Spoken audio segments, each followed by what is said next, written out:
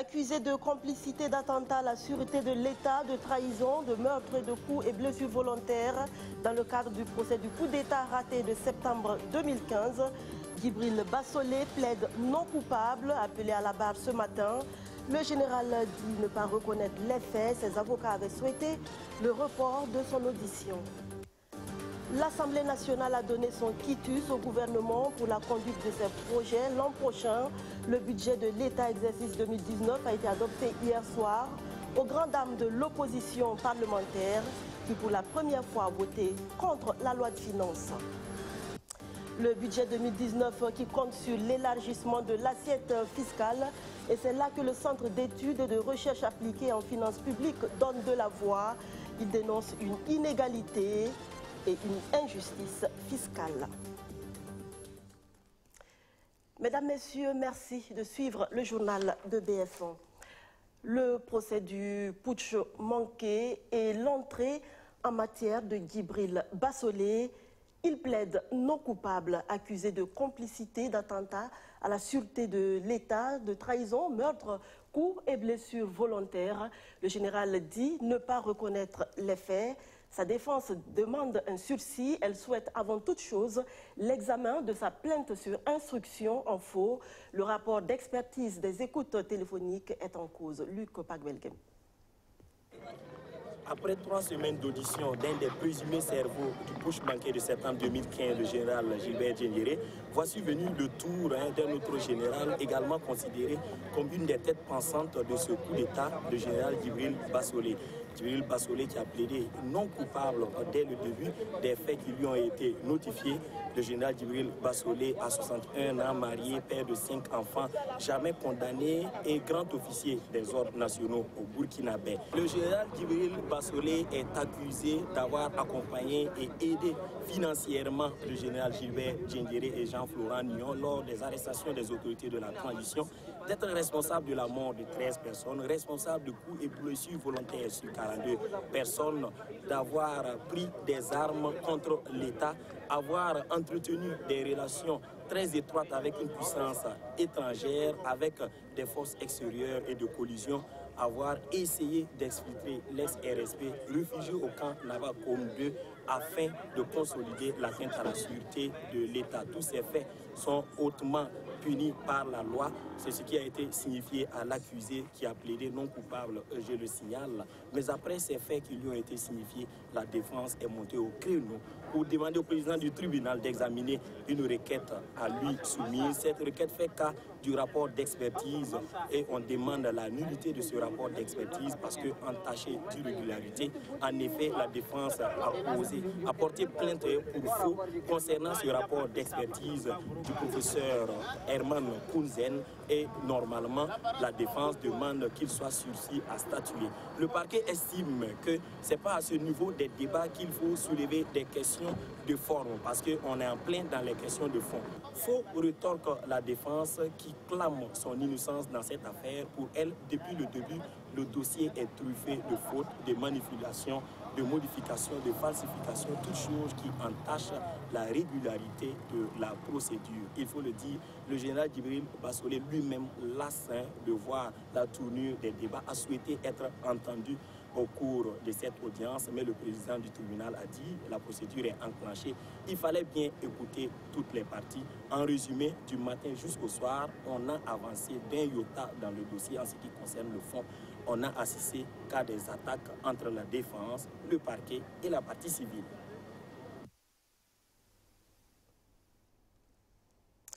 Condamné à 3 ans de prison ferme pour escroquerie et commerce incompatible, le maire de la commune de Pouni a été révoqué ce mercredi par le Conseil des ministres. Roméo Koita nous fait le point sur la réunion hebdomadaire de l'exécutif. 2 raisons essentielles expliquent la révocation de M. Ido Boladei Dieudonné, maire MPP de la commune rurale de Pouni dans le Sangui. La première est relative à son absence de plus de 6 mois de son poste. Un acte sanctionné par le Code des collectivités territoriales. La seconde raison est que M. Ido a été condamné à 3 ans de prison ferme. Le premier point de cet article 272 dit qu'un maire ne peut pas être absent plus de 6 mois pour des raisons autre que celle relative à l'intérêt de la collectivité territoriale ou des raisons de santé. Et partant de ce fait, M. Ido est absent de son poste depuis plus de 6 mois. Le deuxième point, c'est que tout maire qui est poursuivi devant un tribunal répressif ou condamné pour des faits prévus par la loi, donc, perd de fait son mandat de maire. Et M. Ido a été condamné, donc, courant, je crois, si je ne me trompe pas, que je regarde bien la date, c'est mars 2018, à 36 mois de prison ferme pour escroquerie et commerce incompatible. D'où justement ce décret de révocation. Au titre du ministère des Infrastructures, il sera procédé au lancement des travaux de rénovation des voiries dégradées du centre-ville de Koudougou. Financé par le budget de l'État, le lancement des travaux aura lieu le 26 décembre prochain. Il s'agira de refaire en fait toute la voirie de Koudougou, comme ce qu'on a fait à Ouagadougou et à Bobo-Dioulasso, la resurfacer, parce que ceux qui vont à Koudougou se rendent compte que les principales voies du centre-ville de Koudougou sont totalement détériorées. Le chef d'État s'était engagé à trouver des solutions. Donc le lancement des travaux se fera le 26. Le lendemain 27 décembre, ce sera au tour de Ouagadougou, où il sera également procédé au lancement des travaux de 4 voiries à Karpala, à Boissa, une voie qui part de la RN2 au musée de Manéga et le pont de Djikofé. Au titre du ministère des Transports, le Conseil a fait cas d'une nouvelle mesure concernant Air Burkina. À partir du vendredi 21 décembre, il y aura désormais des vols quotidiens entre Ouaga et Bobo-Dioulasso par Air Burkina. 88 voix pour, 88 voix pour, 38 contre. Le projet de la loi de finances du budget de l'État exercice 2019 a été adopté hier 18 décembre par l'Assemblée nationale. 2213 milliards de francs CFA sont à mobiliser. La sécurité et la défense font un bond substantiel. On en sait plus avec Rémi Lambert-Nébier. Plus de 2213 milliards de francs CFA, c'est le budget exercice 2019 de l'État burkinabé. Jugé non sincère par les députés de l'opposition qui ont voté par 38 voix contre le projet de loi de finances soumis à leur amendement, il a quand même été adopté par la majorité parlementaire avec 428 voix pour. Le gouvernement a donc son principal outil pour mener sa politique de développement. Mais tout comme ces dernières années, la plus grosse part du budget 2019 sera consacrée aux dépenses courantes. La prédominance des dépenses courantes dans le budget 2019 s'explique essentiellement par l'évolution des dépenses de personnel. Ces dépenses sont passées de 334,36 milliards de francs CFA en 2013 à 700 milliards en 2018 et 835 milliards en 2019. Donc c'est une détérioration au niveau de cet indicateur. L'une des principales conséquences de la prédominance des dépenses dans l'exercice du budget 2019 sera la réduction des parts consacrées aux investissements. Les dépenses d'investissement se chiffrent au niveau du budget 2019 à 628,057 milliards contre 790,555 milliards en 2018. C'est une baisse très claire des investissements entre 2018 et 2019. Le budget 2019 a revu cependant à la hausse les allocations consacrées au secteur dit prioritaire. Le budget de la défense passe de 169 milliards 936 millions 320 000 francs CFA en 2018 à 209 milliards 726 millions 310 000 francs CFA en 2019. Il en est de même pour le département de la sécurité qui voit son budget de 2019 s'accroître de 38,99% par rapport à 2018. Le secteur de l'éducation bénéficiera de 33,7% des dotations budgétaires en 2019 contre 27,19% en 2018. Le budget du secteur de la santé va évoluer de 11,69% en 2018 à 13,65% en 2019. La principale source d'alimentation du budget 2019 sera la mobilisation des recettes internes. Et pour cela, le ministère de l'Économie, des Finances et du Développement compte poursuivre les différentes réformes engagées, l'élargissement de l'assiette fiscale et la hausse de la pression fiscale qui s'établira à 20,22%. En 2019, nous allons payer plus d'impôts parce qu'avant, on ne payait pas. Voilà, donc ce n'est pas dit que c'est que les gens payaient bien et que maintenant on paye plus. On devait payer des choses qu'on ne payait pas. Maintenant, on dit, maintenant en 2019, il faut qu'on paye. Donc, voilà, c'est surtout ça. C'est ça qui fait que quand on ne paye jamais, l'heure vient de payer, on dit qu'on paye beaucoup, mais vous ne payez rien par le passé. Par rapport au respect des normes communautaires, le budget 2019 se montre conforme sur le plan strict du respect du déficit global du budget par rapport au PIB, mais reste encore loin sur le plan du respect de la norme, amélioration ratio masse salariale sur recette fiscale. Un budget ni objectif, ni sincère. Le budget de l'État, exercice 2019, ne fait pas l'unanimité. L'opposition parlementaire qui, vous le savez, a voté contre, affiche sa déception. Je vous propose la réaction de quelques députés. Tenant compte du contexte sécuritaire qui plombe notre économie et des tensions persistantes sur le front social, tenant compte également des engagements réels de nos partenaires techniques et financiers en baisse de 13,57%, est-il réaliste d'inscrire de tels montants dans le budget de l'État pour l'exercice 2019? Nous appelons encore à la prudence, mais surtout au respect d'un des grands principes budgétaires, le principe de la sincérité budgétaire. Projet de loi qui consacre la création de nouveaux impôts et le relèvement du taux de certains impôts contribue dangereusement à l'érosion du pouvoir d'achat dans un contexte de vie chère. Aussi, le recours accru au projet PPP fait courir à notre pays le risque de surendettement qui pourrait compromettre le développement durable tant prôné. Le recours intempestif aux régulations érigées en règle d'exécution du budget de l'État nous fait douter de la sincérité des prévisions budgétaires actuelles. Les mêmes causes produisant les mêmes effets. Aucune perspective n'est proposée dans le budget 2019 pour juguler les difficultés structurelles qui ont entraîné la faiblesse de mobilisation des ressources budgétaires 2018. Grogne sociale, démotivation des agents de recouvrement au niveau du MINEFI, insécurité, etc., etc. Le gouvernement peut se féliciter d'avoir généralisé l'approche budget-programme, mais avec cette insuffisance de maîtrise des ressources budgétaires, le gouvernement Thiéba doit accepter avec humilité que depuis 2016, les budgets successifs formatés sous version budget-programme s'exécutent dans une logique de budget-projet.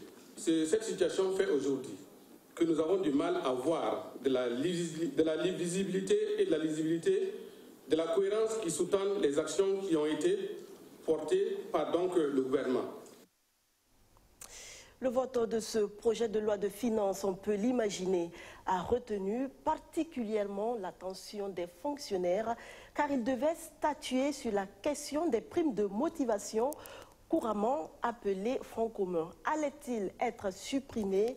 La question restait posée, mais le gouvernement a opté finalement pour le plafonnement 25% de la masse salariale de tous les agents bénéficiaires. Pas plus. Rémi Lambert-Nébier. Les primes de motivation ou fonds communs, c'est certainement le point du projet de loi de finances 2019 qui a le plus capté l'attention du contribuable burkinabé, et même au sein du Parlement. Inscrite aux articles 92, 93 et 94 du projet de loi de finances, la question de ce fonds a visiblement eu du mal à faire l'unanimité, puisque c'est à l'entame même de la plénière que le gouvernement, par l'entremise du ministre de l'économie, a formulé de nouveaux amendements. L'adoption de la loi de finances 2019 consacre une base légale à l'octroi des fonds communs, mais surtout leur plafonnement.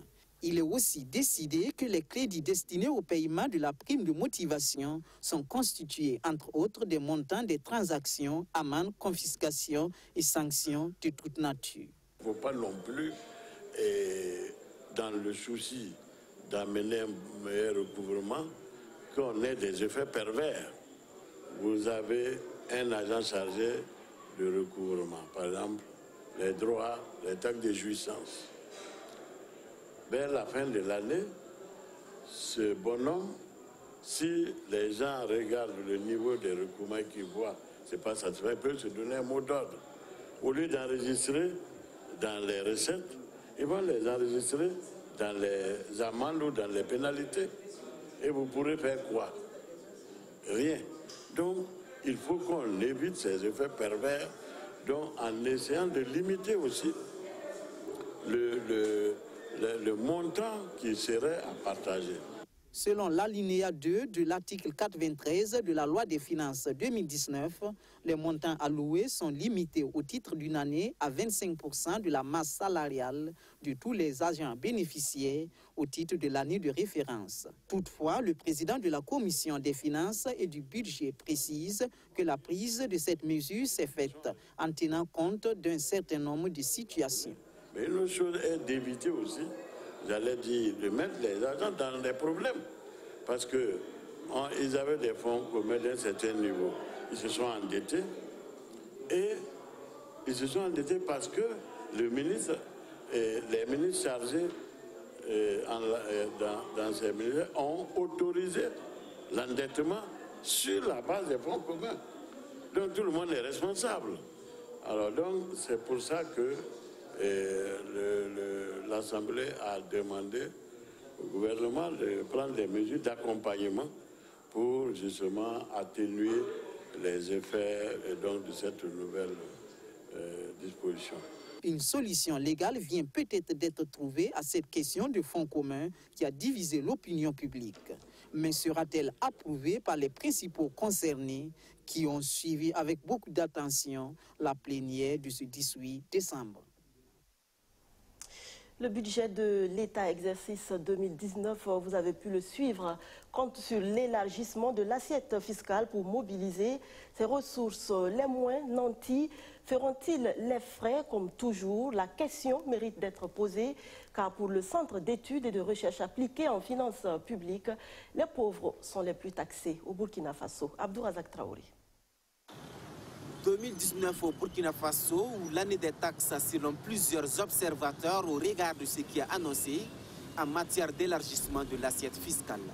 La Direction générale des impôts a revu ses ambitions à la hausse par rapport à l'année dernière. Ce sont plus de 100 milliards de francs CFA qui devraient être mobilisés en plus. Taxes sur les véhicules à 4 roues, taxes sur les boissons ou encore des rehaussements sur d'autres impôts. Des annonces faites dans un contexte où il n'y a pas d'impôt sur la fortune au pays des hommes intègres. Aussi, seulement 20% de la population concentre-t-elle environ 44% des revenus du pays. Les 80% restants se partagent donc les 56% des richesses. Des données rappelées par le Centre d'études et de recherche appliquées en finances publiques, la CRFP parle d'injustice fiscale et d'inégalité.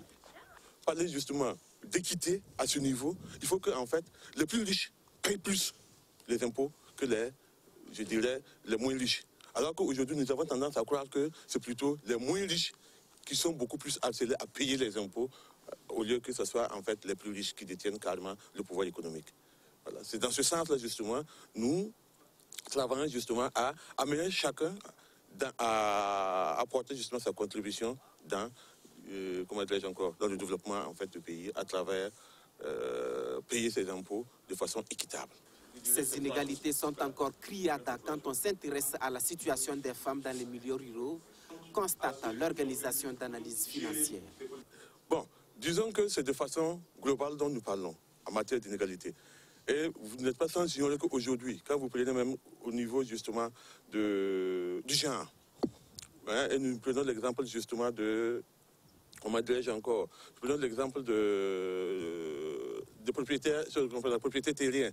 Aujourd'hui, vous voyez que en fait, les femmes n'occupent que maximum 40% justement des terres au plan national, alors qu'elles représentent 55% justement de la force ouvrière agricole. Et pour pouvoir justement équilibrer justement ces inégalités, il faut vraiment que en fait, il y ait un système de justice fiscale qu'on puisse justement promouvoir. Et c'est pour cela, en fait, que nous avions invité justement les journalistes qui est justement le relais, en fait, des citoyens. Les échanges avec la trentaine de journalistes devraient durer 3 jours autour des sujets de la fiscalité. La CIRFP renforce leurs capacités dans le cadre de l'initiative multipartite pour une économie humaine en Afrique. Le bilan de 15 années d'action en faveur des collectivités territoriales, les responsables du PNGT2, le Programme national de gestion des terroirs et les partenaires techniques et financiers du programme étaient face à la presse la semaine dernière. Le PNGT2 arrive à échéance le 31 décembre prochain et c'est plus de 500 communes et conseils régionaux qui vont être orphelins de ce programme qui leur avait donné vie. Rémi Lambert-Nébier. C'est fini pour le deuxième programme national de gestion des terroirs, PNGT2. Ce programme arrive à terme avec la fin de sa troisième phase, annoncée pour le 31 décembre 2018. Le PNGT2 aura accompagné 15 ans durant le développement local au Burkina Faso. Ce programme a participé à la communalisation intégrale du territoire burkinabé et a donné vie aux collectivités locales. Rien que la mise en œuvre de sa troisième phase, débutée en 2013, présente d'innombrables acquis. Les jardins maraîchers, au bénéfice des femmes et des jeunes, il y en a près de 364. Les bas-fonds aménagés, 1573 hectares. Les parcs de vaccination pour la santé des animaux, 518. Et les fosses fumières, près de 200 000 fosses fumières. Les boutiques de rue, 470 boutiques. Plus de 1500 salles de classe réalisées, des équipements faits, des dispensaires et des maternités réalisées, des ambulances achetées par les collectivités avec le financement du PNJ2. C'est vraiment intéressant à regarder. Au-delà de ces investissements, c'est la responsabilisation des acteurs à travers le renforcement de leur capacité de gestion qui peut être retenu comme un acquis majeur de ce programme. C'est vraiment la satisfaction d'une activité conduite avec les acteurs eux-mêmes. Et nous, ce sont les résultats visibles sur le terrain. C'est-à-dire les appels d'offres étaient lancés par les collectivités. Le PNJ n'a fait qu'un accompagnement technique et avec l'accompagnement technique également des services techniques déconcentrés de l'État. Cependant, tout n'a pas été rose dans la mise en œuvre du deuxième programme national de gestion des terroirs, notamment en sa phase 3. Des retards ou des abandons de chantier, cela existe.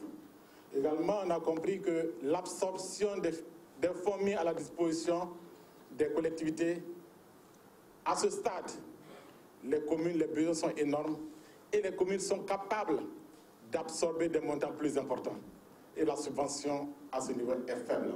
Ce qui n'a pas bien marché aussi également, c'est la complexité et la lourdeur de la passation de marché. C'est très complexe. C'est ça aussi la réalité. La Banque mondiale vient d'achever sa mission d'évaluation de cette troisième phase et note déjà des motifs de satisfaction. C'est une approche que les gouvernements devraient vraiment s'approprier pour faire en sorte que quand nous décidons de faire les investissements au niveau local, quel que soit le ministère sectoriel, que nous puissions nous assurer que les collectivités ont la maîtrise d'ouvrage. Parce qu'en fin de compte, quand vous réalisez les infrastructures, qui va s'en occuper après? En attendant donc le rapport final du partenaire technique et financier, le ministère de l'Agriculture, qui assure la tutelle du programme, envisage la tenue d'un colloque en début 2019 pour réfléchir au mécanisme de pérennisation de tous les acquis obtenus. Pour son jubilé d'or, le Laboratoire national du bâtiment et des travaux publics s'offre un nouveau siège à Bobo-Dioulasso, un bâtiment aménagé sur une superficie de plus d'1 hectare pour un coût estimé à 50 millions de francs CFA. Isabelle Kinda, Arsène Konditamdi. La matinée de ce vendredi 14 décembre, jour spécial pour les agents du bureau régional du Laboratoire national du bâtiment et des travaux publics des Hauts-Bassins. Pour cause, l'inauguration officielle du siège de la direction régionale. Le coût de réalisation de ce bâtiment est estimé à environ 50 millions de francs CFA. Elle est une étape importante entrant dans le cadre des festivités du jubilé d'or du laboratoire. C'est un axe primordial qui va permettre de répondre aux besoins de plusieurs structures du bâtiment et des travaux publics. Ce site a été acquis dans les années 90 et il faut reconnaître qu'il n'y a pas eu véritablement d'investissement là-dessus. Si bien qu'à un moment donné, les agents au niveau de Bobo se sentaient un peu blessés. Donc c'est pour cela que nous avons décidé, en tout cas, d'entamer un certain nombre d'aménagements au niveau de la direction régionale. C'est pour cela que nous avons commencé déjà par ces constructions-là qui se sont faites en deux phases. Il y a une première construction ici, où nous avons terminé. Il faut savoir qu'au niveau de la direction régionale aussi, en face de ceux qui le connaissent, en face de Rakieta à Bobo-Dioulasso, il y a des aménagements qui ont été faits là-bas aussi pour donner un peu plus d'espace et aux agents, mais également aux usagers. De la conception du projet à sa réalisation, que de chemin parcouru. Le directeur général se dit satisfait malgré les difficultés rencontrées pour la construction de ce bâtiment à Bobo-Dioulasso. Si vous allez dans la santé, les labos n'étaient pas très vus, même sur les chantiers, parce qu'on avait un moment donné, on a eu beaucoup de difficultés. Depuis un certain temps, nous sommes rentrés dans une nouvelle dynamique. Nous sommes maintenant de prendre les dispositions pour développer un labo de référence dans la sous-région. Donc, déjà c'est déjà une bonne initiative, c'est déjà une bonne chose pour nous, parce que ça va nous permettre d'être beaucoup plus efficaces sur le terrain, d'être vraiment à la hauteur des différentes demandes avec nos partenaires. Séance tenante, une démonstration est faite afin de montrer la résistance des matériaux qui ont servi à la construction du bâtiment. Le laboratoire national du bâtiment et des travaux publics a été créé en 1968. Son bureau régional de Bobo-Dioulasso couvre les régions de la Boucle du Moun, des Cascades, du Sud-Ouest et des Hauts-Bassés. Nous sommes tous en chemin avec nos peurs, nos désirs, nos difficultés et nos réussites. La personne la plus importante de ce parcours terrestre, c'est nous, car c'est seulement en étant la meilleure version de nous-mêmes que nous pouvons aider les autres à être la meilleure version d'eux-mêmes. Pensez-y et passez une belle soirée sur BF. À demain.